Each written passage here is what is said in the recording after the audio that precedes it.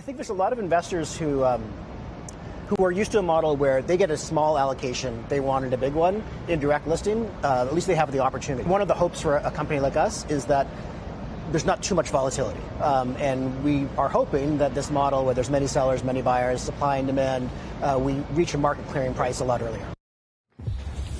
That was Slack CEO Stuart Butterfield on Squawk Box just a moment ago. The company is preparing for its direct listing today. For more on that, let's welcome Rishi Jaluria, Senior VP and Senior Research Analyst at D.A. Davidson. That's one of the two firms with coverage of Slack so far. Rishi actually has a neutral rating on Slack and a $31 price target. Also joining us is New York Times media reporter Ed Lee, who's a CNBC contributor, and CNBC senior markets commentator Mike Santoli is back with us as well. Let's just start, Ed, talking about what this is, what it means, what the broader situation is. Slack, as we know, was started as a video game company. It pivoted because it used its own service to create an internal message. Story. It's pretty great. The ones who use it, I've used it for years at different offices. The ones who use it, it's kind of a cultish product almost. Like, people really love it when they use it. They see it as a great alternative to email.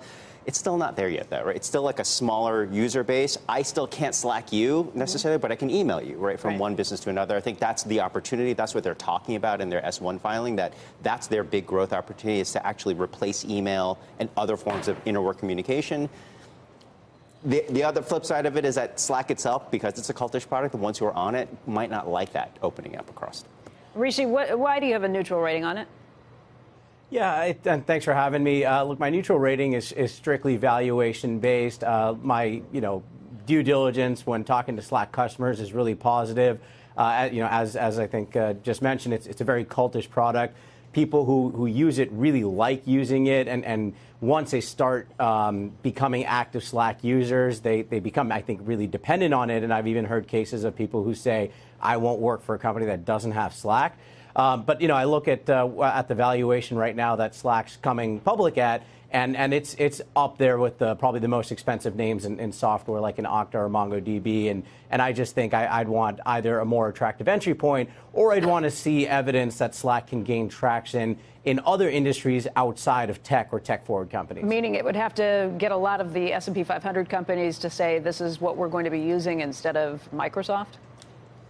I think that's a fair statement. I mean, if we can start to see, financial services, healthcare, legal, those sort of kind of more traditional industries using Slack, I think we could start to see a lot more pickup, and the runway for Slack to become, a true multi-billion-dollar SaaS company is definitely there. And look, I think the setup for Slack as a product is there because it's an easy-to-use product. It's really well integrated, and work itself in all industries is becoming more unstructured and becoming more collaborative in nature. It's just something I'd want to see evidence of before I think I could get on board the train. Mike, how do you kind of look at this, given the spate of IPOs that we've seen? This is direct listing, a little bit different, but with all these companies coming to market right now.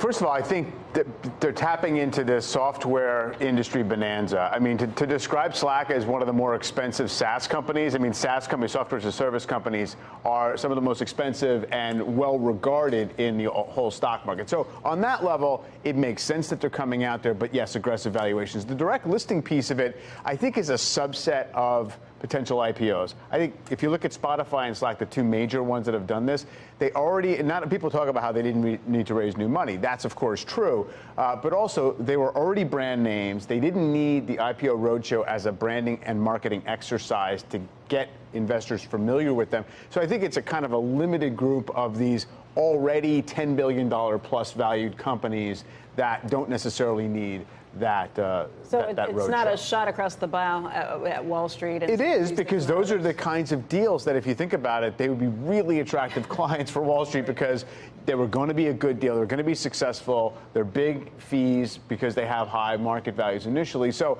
I think it's a valuable piece of the business. I do think that there's a threat, potential in there. I just don't think it's going to be the usual way that most companies come public anytime soon.